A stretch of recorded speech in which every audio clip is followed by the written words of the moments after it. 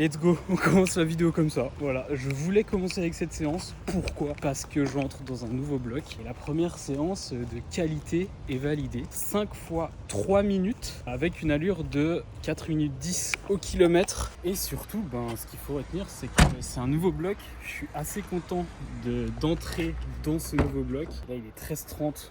Oh là là. Je vais juste changer mon disque et ensuite, je vais aller faire 2-3 courses. Et après manger parce que je meurs de faim. Ensuite on enchaînera cet après-midi avec une grosse séance nat. Enfin pas grosse en fait, juste avec une séance natation. Je crois qu'on a 2700 à faire. Et ça aussi on va en parler parce qu'il y a du bon et du moins bon dans cette histoire de natation. Vous faites pas attention à la propreté de la voiture. Hein. On va fermer les yeux là-dessus. Il y a un petit peu de poussière, un peu de terre. On est mardi, il y a déjà eu 2 séances hier. Mais je sais pas, j'avais envie de vous parler de cette séance. On en parlera juste après.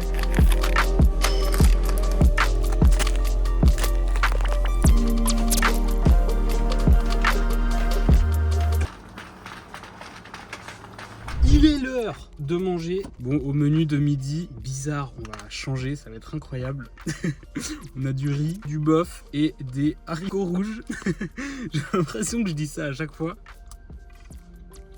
Aujourd'hui, j'étais ultra motivé pour plusieurs raisons. Déjà, la première raison, c'est que c'est la séance que j'attends le plus chaque semaine. C'est vraiment ma séance de qualité en course à pied. Parce que en ce moment, j'ai 4 séances par semaine, dont une de qualité et une sortie un peu plus longue. Et ma séance de qualité, c'est vraiment celle que je kiffe, quoi. Quand tu commences à courir vite, quand tu te la donnes en course à pied, franchement, j'adore. Donc à chaque fois que c'est le jour de ma séance d'intensité, je suis super content. Et la deuxième raison, c'est que cette semaine, je commence un nouveau bloc. On part pour un nouveau bloc de 5 semaines. Un bloc qui va s'orienter beaucoup plus sur le développement de mon deuxième seuil de SV2. On a tapé un 10 fois 3 minutes. Récup 1 minute entre les intervalles. Et je vous avoue que ça a quand même bien tabassé. Hein. Les 3 premiers intervalles, ça allait. Et je dirais que déjà à partir de la 5e, à la dernière minute, tu la sens. Après, je gardais toujours du contrôle. J'arrivais pas à la fin de l'intervalle en étant totalement en train de suffoquer, en train de mourir. Ça, c'est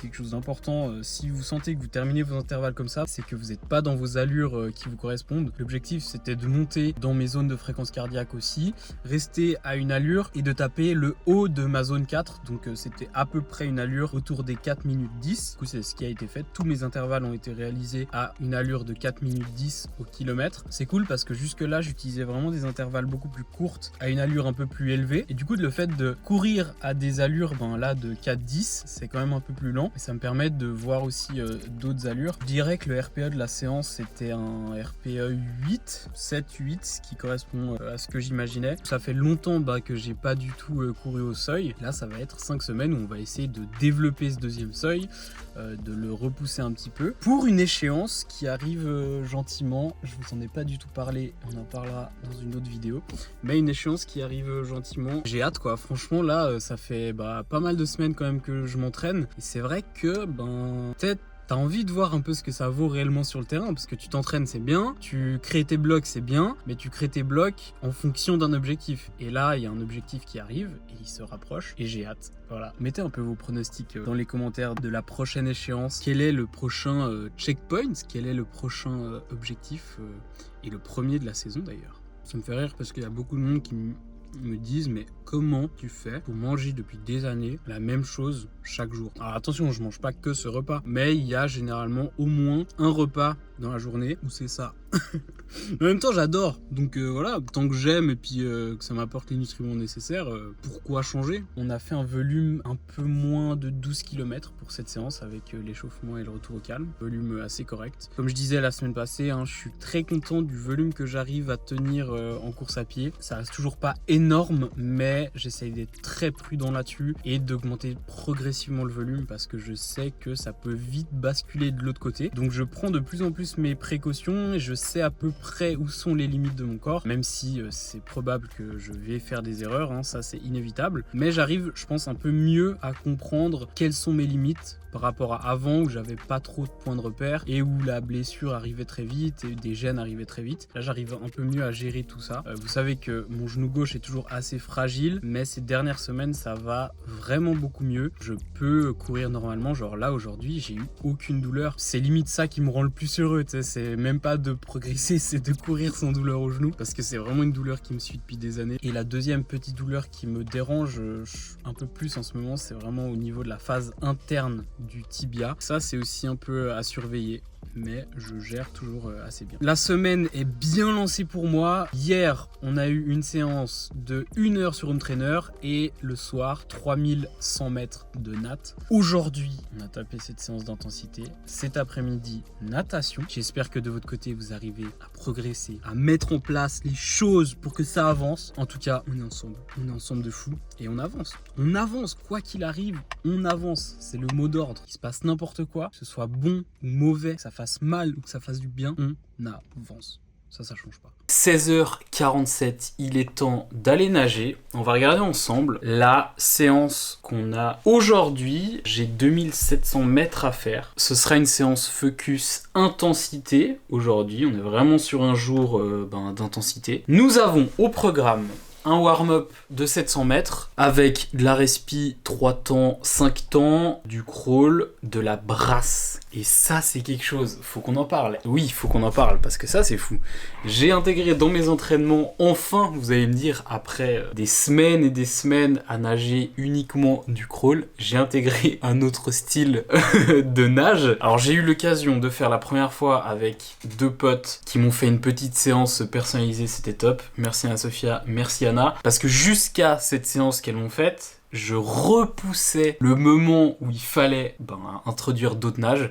Je me disais à chaque fois, ouais, je ferai ça la semaine prochaine, etc., etc. Et au final, je le faisais jamais. Donc du coup, là, c'était imposé. Et depuis, c'est un peu un point de départ où j'essaye d'intégrer de plus en plus d'autres nages. J'ai commencé à intégrer de la brasse et du dos. Ça aussi, c'est quelque chose. Hein. Pour l'instant, j'ai que 200 mètres de brasse. Donc là, c'est une série d'échauffements où j'ai 2 fois 200 avec 100 mètres crawl, 100 mètres brasse. Et en vrai, ça tabasse pas mal, hein. Je trouve la brasse là, quand tu fais 100 mètres, moi c'est surtout au niveau des triceps où je sens que ça chauffe de fou. Et techniquement, par contre ça c'est... On va mettre de côté. Hein. J'ai du dos, j'ai 2 fois 50 et 1 fois 100. Alors le dos, techniquement, j'ai l'impression que c'est moins catastrophique que la brasse, mais par contre, je me fatigue 1000 fois plus vite. Genre là, je fais des 50 mètres et vraiment au bout des 50 mètres, je suis essoufflé. Un peu comme quand tu commences vraiment la natation et que tu commences à faire du crawl. Moi, je m'en rappelle que les premiers, tu faisais 25 mètres, tu faisais 50 mètres, t'étais mort. Là, j'ai un peu la même sensation en dos. Ce qui est super intéressant, c'est que la brasse et le dos, du coup, ça me permet d'avoir d'autres sensations dans l'eau. J'étais convaincu que ça pourrait m'aider et je suis toujours convaincu par ça. Déjà, juste le fait de pas avoir la tête dans l'eau, mais à la surface, quand t'es en dos, ça change. Voilà, avoir des autres mouvements dans l'eau, sentir d'autres pressions sur tes mains, sur tes pieds, etc. Faire d'autres mouvements dans l'eau, tout ça, ça apporte beaucoup au niveau proprio dans l'eau et juste les sensations dans l'eau, donc c'est top. Pour le reste de la séance, on a, pour les séances intenses, un 8 x 50 et un 4 x 100 départ 2 minutes. Je vous cache pas là d'avoir sorti la caméra, ça m'a un peu motivé parce que là j'avais la tête sur l'ordi, j'avais aucune envie de me bouger. On se change, on prend le bike, on se dirige à la piscine et on va aller taper cette séance. Vamos.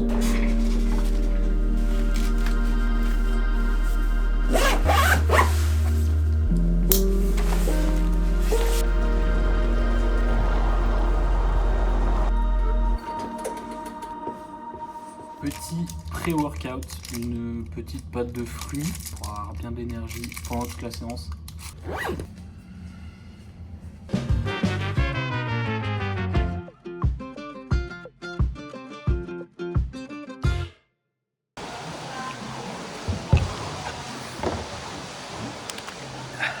Séance terminée. Fin de journée, je suis claqué. Franchement, la séance de natte aujourd'hui là, elle m'a tellement tabassé. Je pense surtout que la séance course à pied m'a tabassé et que je l'ai vraiment bien senti sur la natation. Le cœur de la séance, c'était 8 x 50 et 4 x 100 départs 2 minutes. Je vous avoue que les 4 x 100 départs 2 minutes, c'était plus des départs 2 minutes 10 parce que j'arrivais vraiment pas à tenir. Je vous ai dit que ça allait en même temps bien et pas bien en natation. On peut commencer par ce qui allait pas. Ça fait 100 déconner, 3 semaines que c'est un enfer la natation et que je ne prends aucun plaisir là-dessus. 3 semaines, sachant que j'ai 3 séances par semaine. Ça veut dire que ça fait 9 séances, que c'est un enfer. Et qu'à chaque fois, je sors de l'eau, je suis pas content, je suis dans l'eau, je suis pas content, le souffre. Ça fait vraiment 3 semaines que je stagne et que j'ai aucune sensation dans l'eau, que j'ai l'impression que je progresse pas du tout. Et c'est assez dur psychologiquement parce que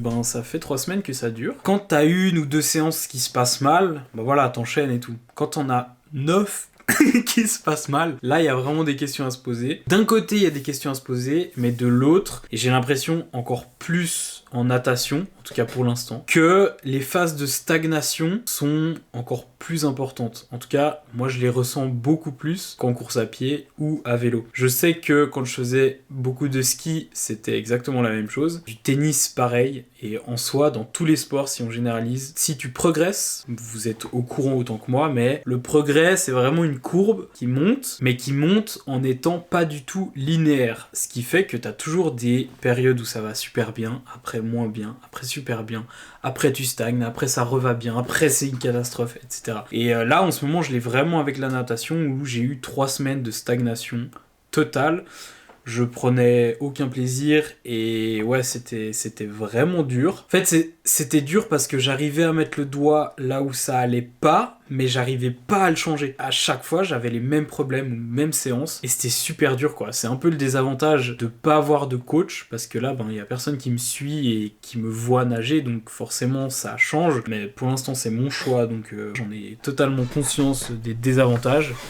Coucou petit chat, passons à la bonne nouvelle. C'est que cette semaine, ça va beaucoup mieux. Hier, j'ai fait 3100 mètres et ça s'est vraiment bien passé pour 2 raisons. J'ai eu 2 petits déclics, on va dire. On va commencer par le premier. Je ressens que je nage beaucoup plus vers l'extérieur. Je sais pas trop si on peut dire ça, mais avant, j'avais vraiment tendance à, dès que je mettais le bras devant, de ramener trop près de mon nombril. Ce qui faisait que je ramenais en fait mon bras le long de mon corps. Alors que ce qu'il faudrait dans l'idéal, c'est tu poses ton bras devant et tu ramènes en gardant ton coude vraiment haut pour que tu puisses prendre de l'eau avec toi et le faire partir derrière. Et moi j'avais vraiment ce truc de mettre la main et puis de faire un peu ce mouvement mais le long de mon ventre en fait. Et c'était pas du tout efficace. Et là j'arrive beaucoup mieux à le faire. En tout cas hier ça s'est super bien passé. Aujourd'hui aussi à ce niveau-là. Je dirais un peu moins qu'hier. Mais ouais, vraiment essayer de plus de là, essayer de garder le coude haut et de venir chasser. Ouais, c'est comme si j'ai essayé un peu d'élargir mes bras. Avant je nageais, on va dire comme ça.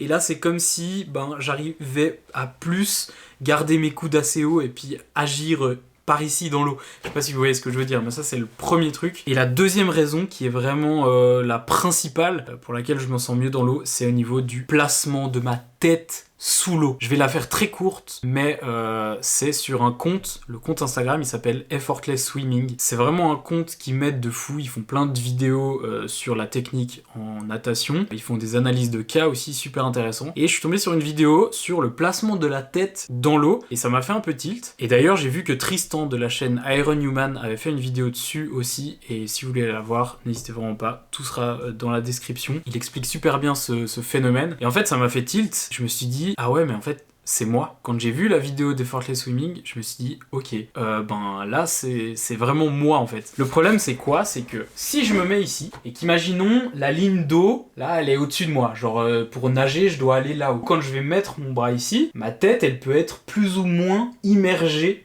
dans l'eau. Et moi, mon problème, c'est que, en fait, elle était beaucoup trop immergé dans l'eau, ce qui faisait que quand je venais respirer, je vous en avais déjà parlé, mais mon bras, il coulait instantanément pour essayer de me maintenir à la surface, pour aller chercher de l'air pour pouvoir respirer. C'est quand même mieux. Et ce qu'ils expliquaient, en fait, c'est plutôt que d'avoir ta tête totalement immergée, il faut vraiment, comme si vous vouliez coller votre menton ici. Alors là, j'exagère un peu le mouvement. Mais vous voyez sur le plan là que je vous propose, on peut voir le mouvement de la tête, si elle est plus en avant ou plus relevée. Et le fait de l'émerger un petit peu de l'eau, ça va vous permettre, bon déjà d'agir sur l'alignement dans l'eau, mais surtout au niveau de la respiration, on va chercher à respirer là, derrière, et pas là. Je sais pas si vous voyez la différence. Si tu respires sur le côté, bah après je vais continuer, je remets ma tête dans l'eau, et on voit là, ma tête, bah au final, la ligne d'eau, elle sera complètement ici, et je serai complètement immergé dans l'eau. Alors que si je suis là, et que je viens respirer, je sors respirer limite derrière moi, tu vois. Après là, quand je remets ma tête sous l'eau, bah on voit, c'est exactement ce que je vous ai montré, la tête, elle est beaucoup plus en arrière, et elle est plus là, immergée dans l'eau. Je sais pas si vous voyez ce que je veux dire. Passez voir la vidéo soit de Tristan, soit passer sur le compte de Effortless Swimming. J'ai eu cette prise de conscience et hier, j'ai pu essayer un peu de faire la différence entre respirer là ou respirer vraiment un peu plus derrière, comme si tu voulais coller ta nuque, genre contre un mur. Tu te mets contre un mur, tu voulais que ta nuque là, elle soit collée un peu contre le mur. Du coup, bah si elle est là, bah là...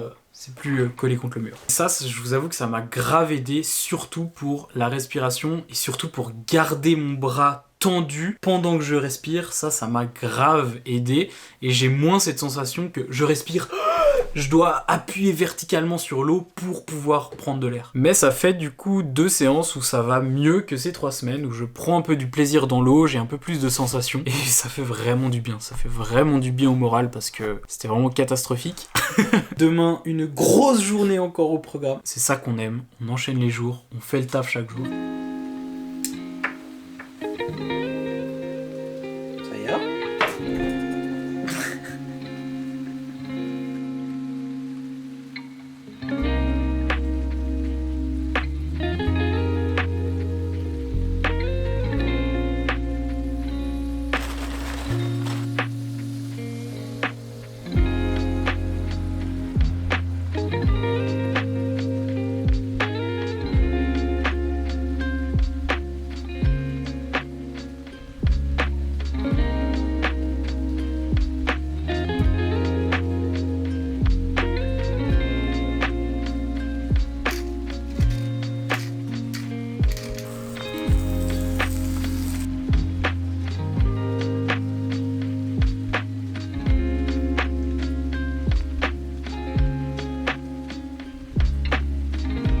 Pour le petit déj de ce matin, 3 œufs au plat avec un petit muesli protéines qui est en test. On a nos protes, on a nos glucides.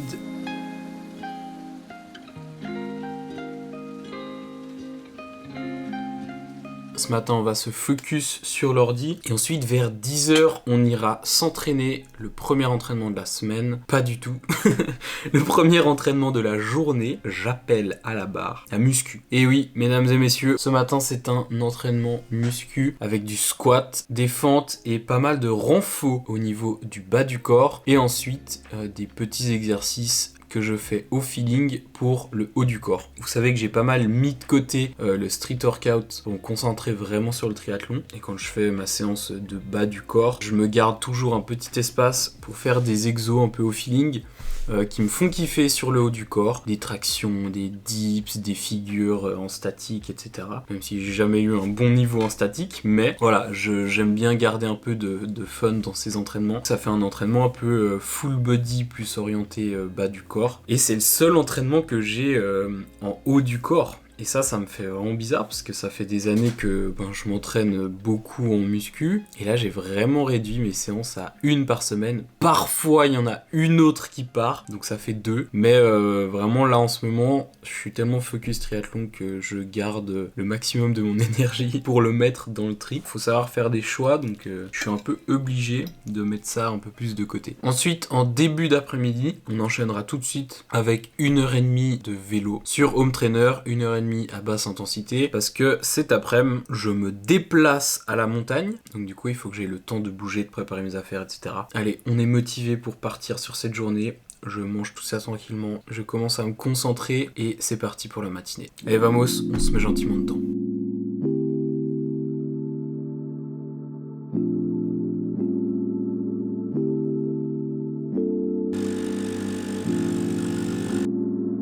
Et le café du matin, pas avant 1 heure, voire 1 heure et demie après le réveil. Pourquoi? Parce que dès que vous vous levez, le corps produit du cortisol. Vous avez un espèce de boost de cortisol qui est l'hormone du stress. Ce qui va lancer votre corps à la journée si vous voulez, exciter votre corps. Et le fait de prendre un café en même temps, ça va juste vous faire retomber. Vous allez avoir une espèce de chute après qui va vraiment casser votre dynamique. Du coup moi ce que je fais c'est que je me lève, je mange généralement un petit truc, je me mets au boulot et 1 heure et demie, en général c'est vraiment plus 1 heure et demie après, je me fais mon café, comme ça fait le petit coup de boost pour continuer la journée. Et ça me fait du bien le matin de me dire que là j'ai mon petit cadeau du matin, c'est le bon café qui va nous permettre de continuer à être focus et ça fait du bien. Un bon café ça passe toujours ultra bien. Tac, allez, on ferme tout ça. Il est temps maintenant de se préparer. Muscu, renfo, bas du corps. On se prépare et je vous emporte avec moi. Allez, c'est parti.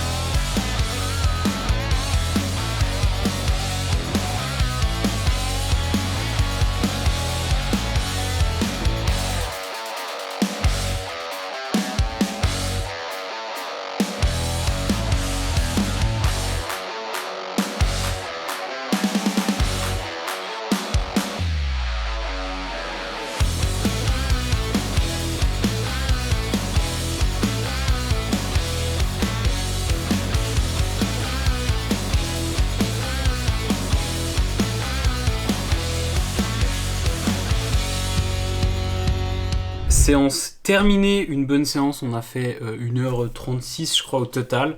Je vous ai filmé que le début de la séance et les squats. Donc le début, je fais toujours une bonne demi-heure de mobilité au niveau des hanches, de mes lombaires, de mes genoux et de mes chevilles. Je fais entre 30 et 40 minutes de mobilité. Ensuite, je commence avec les squats. Donc je vous ai filmé ça, on avait un top set de reps à 120. Je me suis senti plutôt bien. La deuxième monte pas hyper vite, mais je me suis senti assez bien sur cette répétition. Et les back-off, on avait 3x4 à 105 kg. Ensuite, je crois que j'avais 4 exos que j'ai pas du tout filmé, de renfo bas du corps, classique, j'ai envie de dire, mais super important. Et j'ai vraiment remarqué que dans mon cas, c'était nécessaire. Je pouvais pas le mettre de côté, je peux clairement pas mettre cette séance à la poubelle.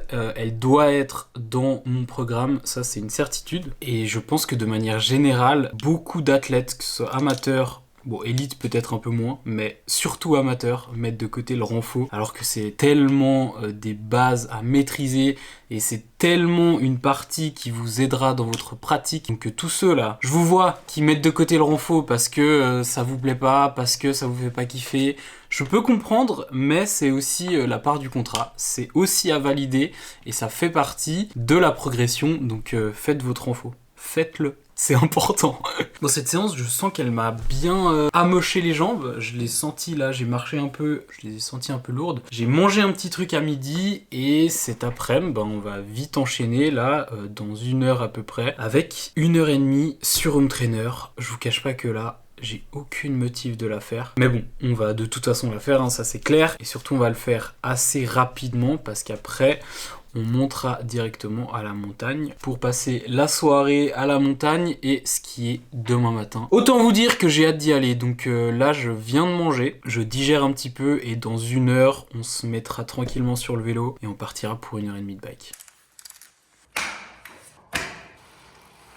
On est parti pour cette sortie de 1 heure et demie sur home trainer. Vous voyez juste ici un gel et une petite barre. La barre glucidique, je vais la prendre à 30, 40 minutes. Et le gel, je vais le prendre au bout de 1h05 à peu près. J'ai vraiment remarqué que sur les sorties de plus d'1 heure, mon apport en glucides n'était pas du tout assez élevé. Et il faut clairement que je m'habitue un peu plus à accepter les glucides à l'entraînement. Sur les sorties d'1 heure, généralement, je prends rien. Je prends juste de l'eau ou alors de l'eau avec une petite pastille d'électrolyte. Et c'est vrai que même la semaine passée, là, j'avais une sortie de 2h30 sur Home Trainer et j'ai pris 2 gels, donc un à 1 heure et le deuxième à 2 heures, et c'est clairement pas assez. Et en vrai, surtout dans les sorties longues, il faut que je m'habitue à prendre des gels pour que mon corps apprenne à les assimiler mieux. Même si j'ai pas trop de peine, en tout cas niveau digestif avec les gels. En course à pied, c'est peut-être un peu différent. C'est vrai qu'en course à pied, j'en prends rarement des gels. C'est pas du tout la même chose de prendre des gels en course à pied qu'à vélo. À vélo, t'es assis sur une selle et t'as pas vraiment d'impact. Donc, ça n'a rien à voir. Je vais essayer d'intégrer petit à petit plus de glucides. Je vais quand même essayer de caler des séances où j'ai un peu plus d'apport en glucides. J'ai 10 minutes d'échauffement. Les watts se situent à 165. Donc c'est l'objectif de rester autour de 165 watts. Let's go. On est parti. Force. Et vamos.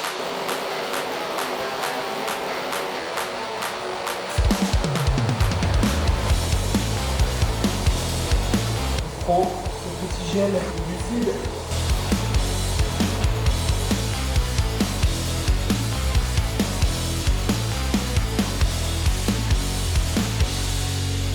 Let's go, séance validée. Franchement, les jambes étaient grave au rendez-vous. J'ai senti que j'avais quand même la séance dans les jambes, mais ça m'a vraiment pas freiné. Et les 1h30 se sont super bien passées, c'est passé assez vite. Let's go, ça fait du bien. En post-workout, on va prendre un petit shaker de whey pour les protéines et 2-3 petites mangues séchées pour avoir un petit peu de glucides. Ensuite, douche, on charge les affaires et on se taille. On se taille à la montagne.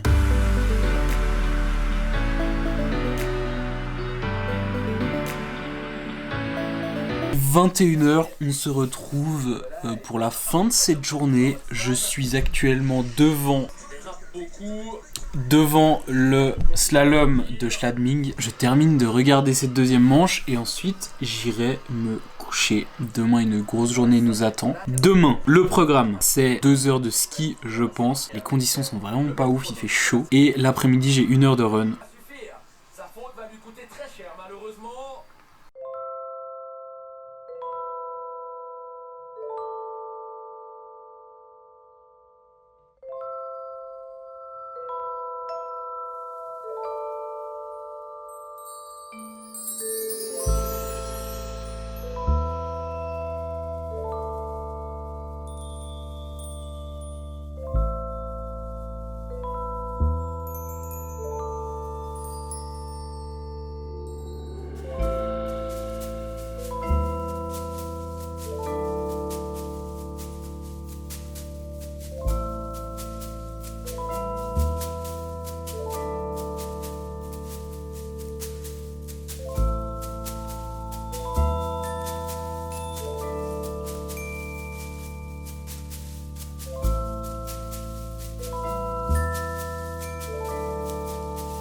Il n'y a pas beaucoup de neige, hein. Franchement là on est à 1004, 1005 et vous voyez très bien comme c'est vraiment crade. On va se déplacer un peu, on va bouger de station et on va aller chercher un peu la neige plus haut. On va monter à 2000 à peu près, voir ce que ça dit parce que là entre les petits bouts de terre, les petits cailloux et tout, pour les skis, c'est vraiment bof. Donc on va bouger et aller se faire plaisir. Ça fait tellement du bien d'être de sortie, il fait beau. Il y a vraiment un ciel bleu incroyable. Donc le soleil va être de la partie. Le seul point un peu négatif, c'est qu'il fait un poil chaud. Ouh, et on arrive au soleil.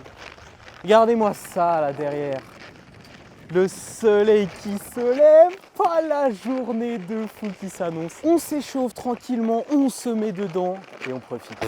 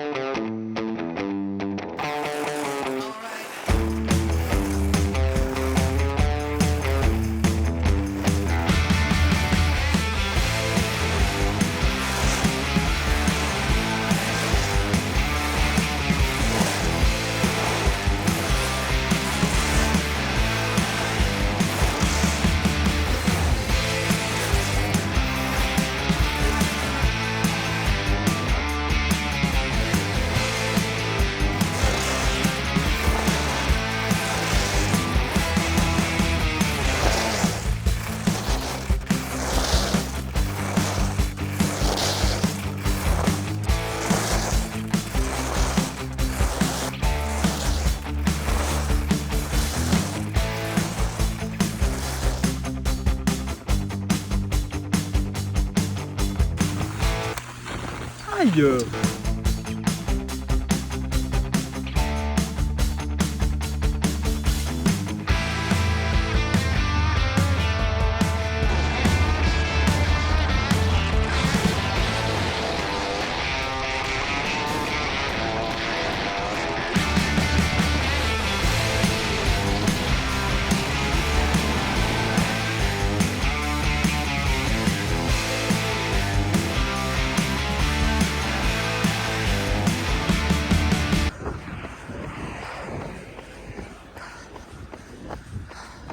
Bon les amis, on se retrouve pour le run de la journée et c'est vraiment très dur là.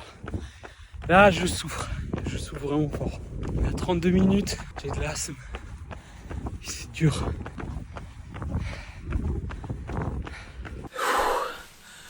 Oh les amis, c'était horrible, mais horrible.